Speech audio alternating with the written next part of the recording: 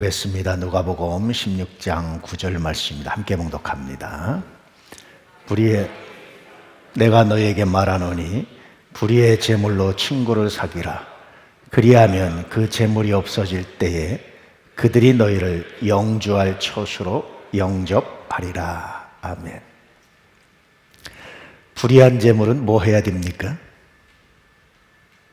불의한 제물은 뭐 해야 되겠어요? 수년 전에 어떤 일이 있었냐면 어떤 뇌물로 받은 어떤 돈이 있었어요. 이 사람이 이것을 교회에 헌금했어요. 언론에서 이제 뉴스가 됐어요. 교회에서 우리는 이런 돈 받을 수 없다 그래서 돌려줬어요. 굉장히 멋있죠. 불의한 재물은 어떻게 해야 되겠어요? 어떻게 하는 게 정상입니까? 예. 오늘 말씀은 그런 의미에서 윤리적 잣대로 참 이해하기 어려운 그런 말씀이에요. 쉽게 현대 윤리의 관점에서 말하기 어려운 그런 관점입니다. 성소도 어떤 이유, 어떤 목적이든 유용과 횡령, 이건 죄로 규정하고 있어요.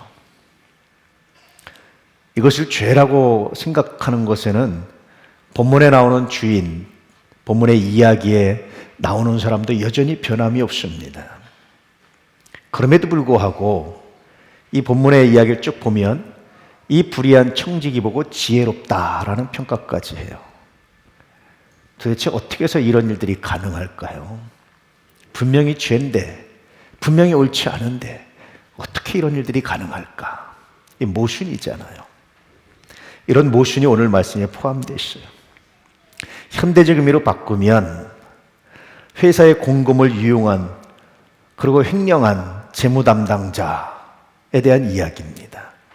이 사실을 알게 된 사장이 1차적으로 직원을 불러요. 너 정산해놔.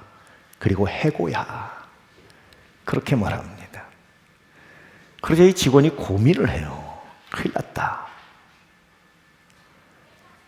내가 이제까지 횡령해서 쌓아놓은 것도 다 메꾸려면, 정산하려면 다 다시 토해내야 돼요. 해고당합니다. 고민하면서 무슨 생각을 하냐면 땅을 파자니 힘이 없고 빌어먹자니 부끄럽고 어떻게 하면 좋을까? 아마 그때 이 직원, 이 사람의 머리가 아마 한 주문 빠졌을 거예요. 고민해가지고. 그렇게 고민을 해요. 그러다 이 사람이 고민에 고민을 거듭하다가 아이디어를 하나 냅니다. 그것이 뭐냐면 내가 재산도 뺏기고 돈도 뺏기고 다 길거리에 나앉았을 때 어떻게 살 거냐라고 생각하다가 주인에게 빚진 사람들을 불러요. 채무자들을. 당신 얼마 빚졌습니까? 1,000만 원이요. 자, 여기 500만 원으로 차용증 바꿔 쓰시오. 당신 얼마입니까? 1억이요. 여기 3천만 원으로 바꿔주시오.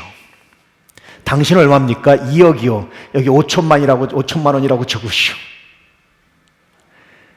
여러분 어떻게 해야 됩니까? 주인한테 잘못했습니다. 한 번만 봐주세요. 그리고 빌어도 시원찮은데 어떻게 합니까? 오히려 더 큰 범죄를 저질러요. 여러분 같으면 어떻게 하겠어요? 그런 사람들, 여러분이 사장이라면 이건 해고도 모자르죠. 이거는 당장 감옥에 집어쳐넣어야죠. 뭐 이런 것이 있어, 이렇게 얘기해야 되잖아요. 근데 오늘 말씀에 보면 주인이 굉장히 놀라운 얘기를 합니다. 뭐라고 그럽니까? 지혜롭다. 심지어는 뭐라고 주님이 평가하셨냐면 이 시대의 아들들이, 이런 불의한 사람들이 빛의 아들들보다 지혜롭다. 다시 말하면 그리스도인보다 오히려 지혜롭다. 예수 믿는 사람들이 정직한다고 합시고 빛의 아들들이 나름대로 정직한다고 하면서 하는 이 미련곰탱이 같은 것보다 오히려 지혜롭다. 이런 평가까지 해요. 그리고 나서 내린 결론이 오늘 말씀입니다. 다시 한번 읽어볼까요? 시작. 내가 너에게 말하노니 불의의 제물로 친구를 사귀라. 그리하면 그 제물이 없어질 때 그들이 너희를 영주할 처수로 영접하리라. 도대체 어떻게 된 겁니까? 어떻게 해서 이런 평가를 할 수 있을까요? 오늘 말씀 보면 주님은 윤리적인 평가, 윤리적인 잣대보다 더 중요한 그 무엇이 있다라는 것을 말씀하고 있는 거예요. 윤리적인 잣대로는 도저히 용납할 수 없는 또 다른 그 무엇이 있다라는 주님의 마음이 오늘 말씀에 담겨져 있습니다. 생각해보면 이 마음이 없이 우리가 구원받을 수 있을까? 법적인 판단하고 윤리적인 판단만 한다면, 법으로 온전히 판단해서 죄 아니고 이거 판단한다면 우리 중에 구원받았다고 말할 사람이 누가 있을까? 주님의 그 마음이 여기에도 나타나 있어요. 그런데 그런 은혜를 받은 우리들은 오히려 다른 사람을 뭐로 대합니까? 법적인 잣대로, 윤리적인 잣대로 정죄하는 일들을 수도 없이 많이 하죠. 그런데 주님은 그러지 않았다라는 겁니다. 주님이 정말 중요하게 생각하는 가치가 이 안에 있는데, 그것은 뭐냐면 돈보다 사람이라는 거예요. 우리는 사람보다 돈이죠. 네가 상처를 받든지 말든지, 네가 망하든지 말든지, 네가 힘들든지 말든지 일단 내 돈 갚아. 감옥에 집어넣어서 인생을 파멸시키더라도 일단 내 돈 뺏고 내 돈 먼저 챙기고, 심지어는 이런 어깨들을 동원해가지고 간혹가다 여러분 지방에 가면은 플랜카드가 써 있어요. 뺏긴 돈 받아드립니다. 전화번호. 섬찟하잖아요. 우린 그래요. 왜냐하면 돈이 더 중요하죠, 사람보다. 뺏긴 돈 받아드립니다. 연락만 하세요. 커미션을 얼마 달라고 그럴까요? 궁금한데 어쨌든 절반은 떼어가겠죠. 협박하고 심지어는 신체 포기각서를 막 만들고. 사람은 안 중요해요. 돈이 중요하지. 그런데 주님은 돈이 아니라 사람이라는 거예요.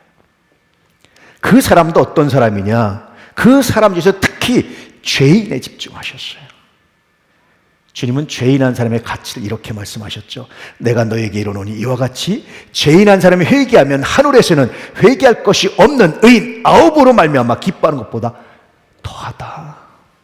의인 99보다 한 사람의 죄인이 회개하면 그것이 더 기쁘다. 이 마음이 담겨져 있는 거예요. 불의한 청지기가 잘했다, 옳다라고 말하는 게 아니라 주님의 이 사랑이 돈보다 그 사람이, 그 사람의 인격이, 그 사람의 삶이, 그 사람의 딸린 식구들이, 자녀들이 주님은 더 중요한 거예요. 이 마음이 담겨져 있어요. 이런 마음이 고스란히 담겨져 있습니다. 그런데 정작 그런 사랑을 받은 우리들은 사람보다 돈을 먼저 생각할 때가 참 많죠. 그 사람이 받는 상처, 그런 거 신경 안 써요. 돈을 먼저 계산하고 조금 더 손해보지 않으려고 합니다. 왜 그럴까요? 도대체 그 이유가 뭘까요? 돈 중심의 생각 때문이죠. 돈을 하나님처럼. 최근에 하비콕스라는 굉장히 유명한 신학자가 써낸 책이 하나 있어요. 시장이 신이다. 금융시장이. 시장 원리 많잖아요. 보이지 않는 손. 시장에 맡겨놓으면 돼. 시장은 알아서 돼. 시장 원리 막 강조하잖아요. 사람들이 그걸 신으로, 하나님으로 생각한다는 거예요. 특히 돈. 그런데 주님은 돈 중심이 아니라 사람 중심의 생각을 했어요. 만약에 우리가 주님처럼 돈 중심이 아니라 사람 중심의 생각을 한다면 인생이 어떻게 될까? 삶이 어떻게 될까? 여러분 생각해 보셨습니까? 작년 초반에 재밌는 재판이 하나 있었죠.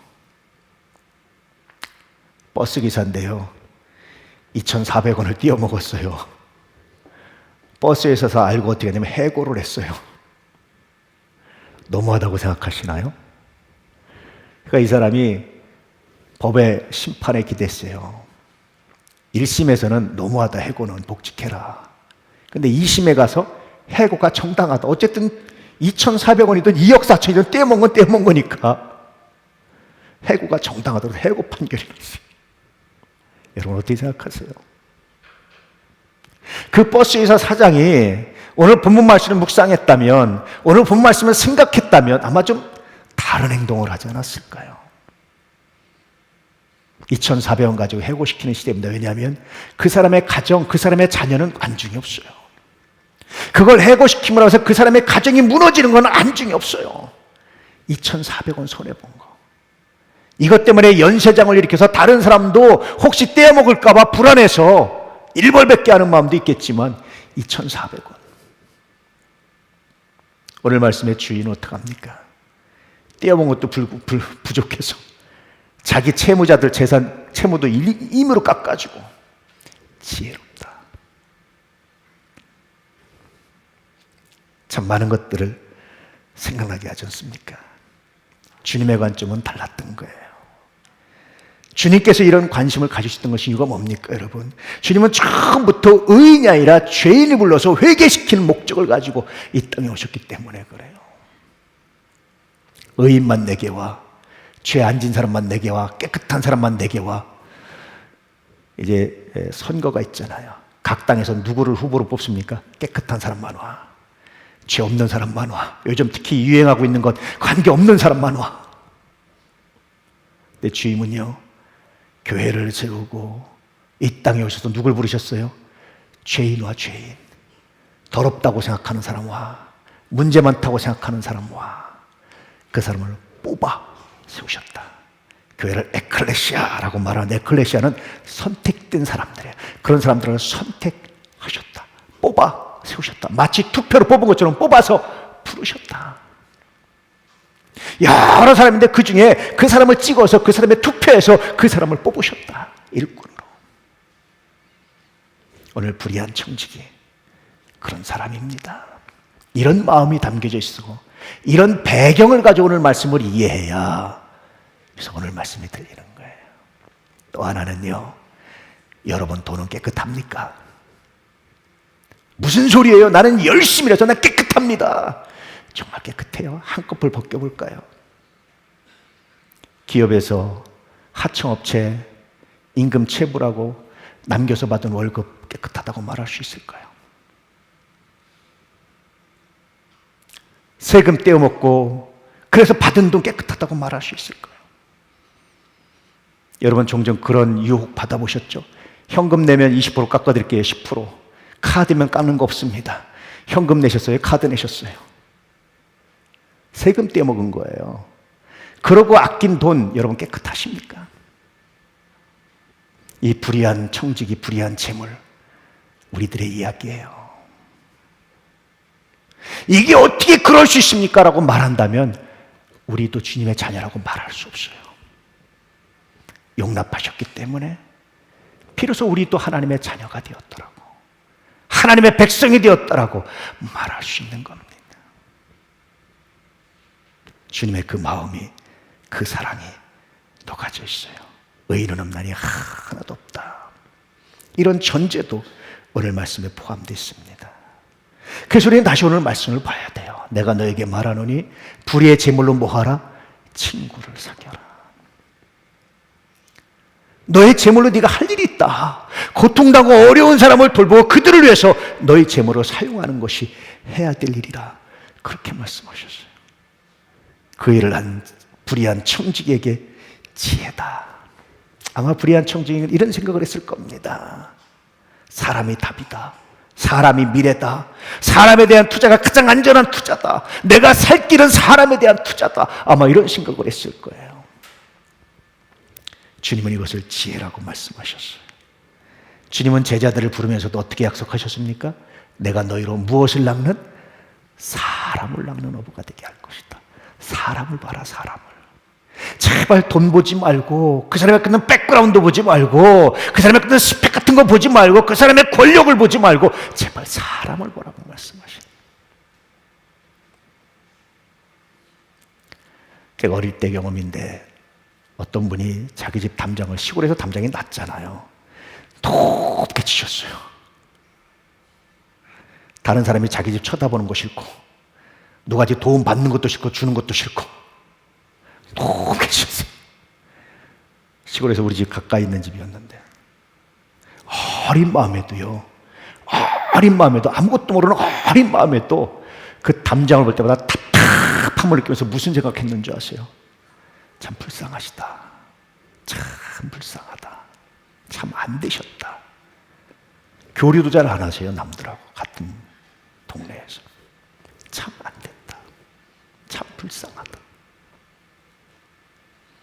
우리 여러분 담장을 높이 쳐놓고, 우리 담장을 높이 쳐놓고 안 보이는 거예요. 우리끼리 모여서 즐겁게 호호하하 재밌게, 아 재밌다, 이렇게 먹고 마시고 이렇게 즐겁고. 불쌍한 거예요. 오늘 말씀은 그래서 너 담장을 좀 낮춰봐. 낮춰서 옆에 좀 봐봐. 보면 너를 간절히 바라보고 있는 눈빛이 보일 거야. 그 눈빛이 보이니 너의 재물로, 너의 깨끗하지 않은 재물로 그 사람을 사귀고 그 사람을 돕고 그 사람에게 집중하란 말이야. 그렇게 말씀하시는 거예요.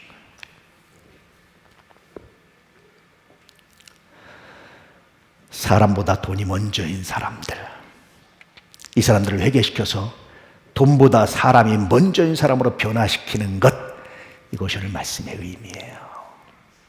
가치입니다. 이것이 주님의 성육신, 사역, 제자들의 부르신 목적과도 같아요. 본문의 교훈이 바로 여기 있습니다. 돈 떼이는 것보다 사람 잃는 걸 더 두려워해라. 돈 손해보는 것보다 사람 손해보는 걸 더 두려워해라. 특히 너한테 도움을 요청하는 사람을 잃어버리는 걸 정말 두려워해라. 그 다음 말씀에 보니까 그리하면 그 재물이 없어질 때에, 재물이 영원하지 않은 거예요. 없어져요.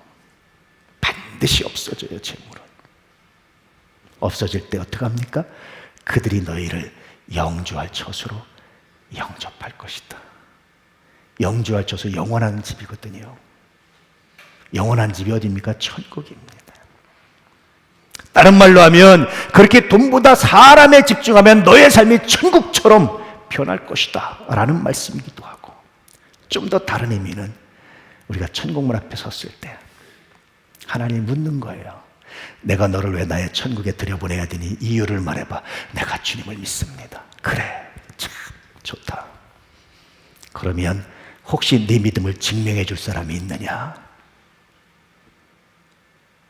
그때 한 사람이 나서가지고, 하나님, 제가 증인입니다. 본인도 정말 어려우면서, 본인도 정말 힘들면서, 본인도 정말 아파하면서 내가 힘들 때 나를 외면하지 않았습니다. 그가 그렇게 한 이유는 하나님을 믿지 않고는, 하나님 말씀을 듣지 않고는 할 수 없는 일이었습니다. 내가 증인입니다. 오케이, 통과. 이런다는 거예요. 오늘 말씀 여러분에게 이렇게 묻는 겁니다. 너 천국문 앞에 섰을 때 너의 믿음을 증명해 줄 증인이 있느냐? 물으시는 거예요. 여러분 있습니까? 오늘 말씀 묵상하다 보니까 부득부득 떠오르는 말씀이 하나 있죠. 한번 읽어볼까요? 시작. 사람이 어찌 하나님의 것을 도둑질하겠느냐? 그러나 너희는 나의 것을 도둑질하고도 말하기를 우리가 어떻게 주의 것을 도둑질하였나이까 하는도다. 이런 거 11조와 봉헌문이라. 이 사람이 왜 도둑질할까요? 돈 중심에 갔기 때문에. 이 삶을 바꿔서 돈 중심이 아니라 사람 중심으로 바꿀 때 비로소 그 사람이 너의 믿음의 증인이 될 거라고 말씀하고 있는 거예요. 놀랍지 않습니까? 이런 행동이 믿음의 행동이라는 것이 놀랍지 않습니까? 그래서 믿음이란 무엇인가? 라고 만약에 던지면 오늘 말씀에 의해서 믿음은 뭐냐? 그래서 믿음은 돈보다 사람을 먼저 생각하고 사람에 투자하는 겁니다. 왜냐하면 그 길이 바로 주님의 길이기 때문에. 이렇게 답변하고 있는 겁니다. 그래서 너의 믿음을 증명해 줄 사람이 있느냐라고 말할 때 여기 있습니다, 여기 있습니다, 여기 있습니다. 주님, 내가 그의 믿음을 증명합니다. 야고보는 이렇게 말하죠. 어떤 사람이 말하기를 너는 믿음이 있고 나는 행함이 있으니 행함이 없는 네 믿음을 내게 보이라. 나는 행함으로 내 믿음을 내게 보이리라. 너 믿음을 한번 보여줘봐. 주님 여기 있습니다. 그들이 너의 믿음의 증인이고, 그들이 너의 믿음을 증명해주고, 그들이 나의 앞에서 너의 믿음이 진짜였다라고 증언해주는 증인이야. 그들이 너희를 영주할 처소로 영접할 거야. 여러분 이런 증인 있나요? 여러분 이런 증인이 있습니까? 정말 자신도 힘들고 어렵고 지쳤을 때에 여러분 눈을 들어서 담장을 낮추고 바라보시고 그대를 바라보시고 한번 내놔보세요. 그들이 여러분의 증인이 될 겁니다. 하나님 앞에서 여러분의 증인이 될 겁니다. 할렐루야. 그 증인을 가득 채울 수 있는, 많이 가지고 올 수 있는 하나님의 사람들 되시기를 주의 이름으로 축복합니다. 여러분이 가장 가치 있게 사용해 볼 수 있기를 축복합니다. 명품보다 사람을, 내가 맛있는 거 먹는 것보다 사람을. 종종 말씀드리지만 사람의 눈을 보면 보여요. 굶고 있는 사람들이 보입니다. 없는 것 같죠? 있어요. 특히 외국인 유학생들. 우리 교회에서 지금 외국인 유학생들을 돕고 있는데요, 제가 기숙사에 있는 사람들한테 물어봤어요. 혹시 외국인 유학생들 우리 도움 필요로 하지 않느냐? 아니에요. 잘 먹어요. 같이 살면서도 몰라요. 말을 안 해요. 자존심 상해서. 종종 저한테 얘기해요. 근데요, 우유가 때때로 없어져요. 누가 먹었겠어요, 이걸? 오죽하면 남의 우유에 손을 댔겠어요. 자기 스스로 담장을 높게 싸고 안 보는 거예요. 담장을 낮추어 보면 보입니다. 그들을 사귀어라. 그들의 친구가 되라. 그들의 도움자가 되라. 그러면 그들이 너의 믿음의 증인들이 될 것이다. 이 말씀이 들려주시기를 축복합니다. 돈을 잃는 것보다 사람 잃는 것을 두려워할 수 있기를 축복합니다. 그것도 죄 지은 사람, 손가락질 받는 사람, 이런 사람을 더 두려워할 수 있길 바랍니다. 주님이 바로 죄인인 우리들을 위해서 십자가셨기 때문에, 그것이 바로 주님의 길이기 때문에, 그것이 믿음의 길이기 때문에 그렇습니다. 불의한 청지기조차도 품어 안으셨던 주님처럼 주님, 우리도 주님을 따르기 원합니다. 여러분이 품어하는 그 불의한 사람들이 바로 여러분들의 믿음의 증인이 된다는 사실을 기억하십시오. 하나님 앞에 섰을 때 내가 납니다. 그 사람의 믿음은 내가 증인입니다. 수많은 사람들이 여러분의 믿음의 증인으로 나설 수 있는 은혜와 복이 있기를 축복합니다. 할렐루야. 이 목적을 위해서, 이 거룩함을 위해서 여러분의 재물로 친구를 사귀십시오. 담장을 낮추시고 그들의 눈을 보십시오. 힘들고 어렵지만 하십시오. 반드시 귀한 은혜와 열매가 여러분의 삶에 있게 될 줄로 믿습니다. 그들로 말미암아 거룩하다 인정받는 거룩한 은혜가 있게 될 줄로 믿습니다. 할렐루야. 이 시간 잠깐 묵상해 보시 바랍니다. 나는 돈을 어떻게 사용하고 있는지, 나는 과연 돈보다 사람인지 사람보다 돈인지, 그 사람의 상처받고 그 사람이 무너진 거 관심 없고 그저 내 돈 뺏기지 않고 내 돈 챙기는 것이 내 목적이었는지, 아니면 내가 가진 돈을 손해보지만 그 가정이, 그 삶이 무너지지 않도록 내가 헌신하고 수고했는지. 조금 마음에 안 든다고, 조금 불안하다고 내 돈 먼저 빼고 내 돈 먼저 챙기려고 하진 않았는지 한번 잠깐 묵상해 보시 바랍니다. 주님은 이러한 죄인들을 불러서 회개시키셔서 하나님의 자녀 삼기 위해서 이 땅에 오셨습니다. 하나님의 백성 삼기 위해서 이 땅에 오셨습니다. 오늘 말씀을 기억하며 다 같이 회개의 합심으로 한번 기도합니다. 다 같이 기도하겠습니다. 할렐루야. 아버지 하나님 감사합니다. 아버지 하나님, 오늘 다시 말씀을 묵상하며 우리 자신을 돌아보고 회개합니다. 혹 아버지 하나님, 우리도